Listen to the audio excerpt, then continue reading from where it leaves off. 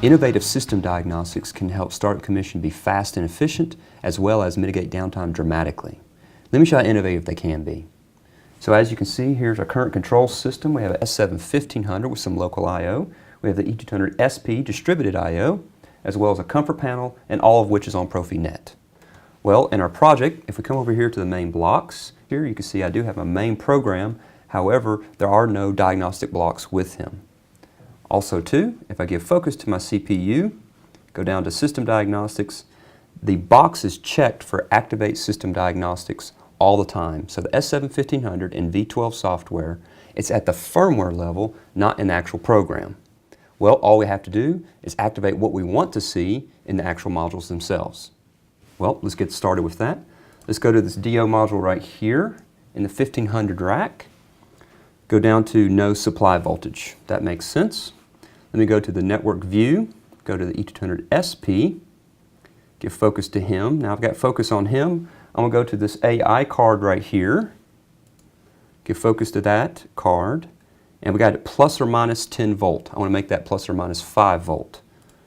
So let me change that real quick. Go back to the diagnostics for that one and change it to an overflow. Let's give focus to the main CPU, click the download arrow button. Now it's going to compile the fact that I've made these changes from a diagnostic standpoint, as well as this plus or minus 5 volt for that particular card. He's accepted that from compile. Let me click the load button. Now he's going to load that down to the CPU.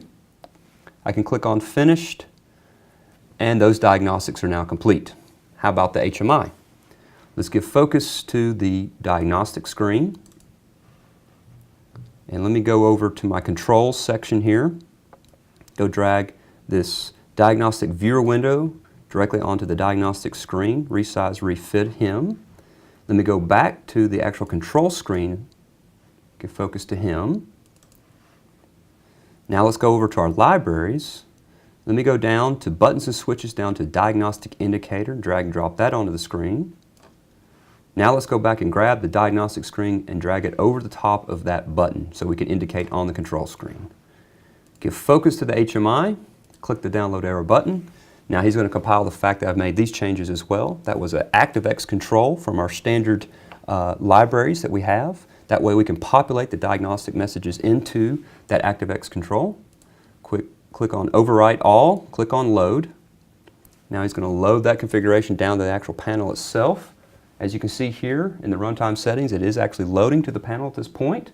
And it's also going to add in this little control icon directly onto the actual control screen, as well as that new diagnostic viewer window onto the diagnostic screen.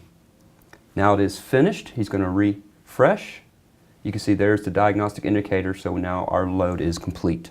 Okay, so how about the diagnostics? First, I like to start with S7-1500's web server. What I need to do is go over to the actual navigator. Let me go find this IP address of 192.168.0.1. There it is. Click on enter, and as you can see here in the actual web server as well as the controller, I have all green LEDs. So let's generate a fault. Let me come over to the E200SPIO. Let me pull out his card. You can see in the actual distributor rack as well as the master, I do have some kind of error fault. The web server is showing me the same thing with the same LEDs in the same location. Let me come over to the diagnostic buffer. The very first message is hardware component removed or missing. That is correct, and in fact it even tells me all the way down to the part number and exactly where this fault is in the automation architecture. And the beautiful thing is I did all this without one single line of code. Let me solve the problem. Put this back into his rack. So the I/O and the master and the web server all agree the fault is cleared. So how about this actual display directly on the 1500 itself? Let me actually put this in the stop mode first, the CPU. You can see it's clear in the stop mode. And if you remember, this analog card, I'd actually turn it to a plus or minus 5 volt instead of plus or minus 10 volt. So I can actually generate a message off of him. If I move this slider above that plus or minus 5 volt, I've got some kind of diagnostic here, so I can actually navigate over to Diagnostics, click OK, Alarms, click OK. He's going to go out and try to find out what this fault really is. High limit exceeded, that is correct. That's exactly what we actually programmed for. And the beautiful thing is this is even in the stop mode. So before you start up your machine, you can actually find your faults, solve them, and start up in a safe state. Let me solve the problem real quick. Our problem solved. I don't see any more red LEDs. I can escape back out of this guy. And last but not least, wouldn't it be great if I could actually generate these messages up to the HMI on the machine, even in the stop mode? Well, we can.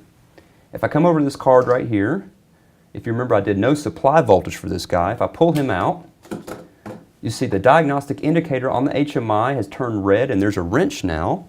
If I click on that, I'll see I have some kind of message in this actual local hardware architecture. I can click on this button right here. It's actually going to generate the ring buffer for him and show all the diagnostic messages. No supply voltage, that is correct. Click on the plus sign over here to find physically what it is. It tells us exactly that there is no supply voltage all the way down to the actual card in the rack and potentially how to solve the problem, including the part number, and not one line of code was required to achieve this. Now that is engineering efficiency.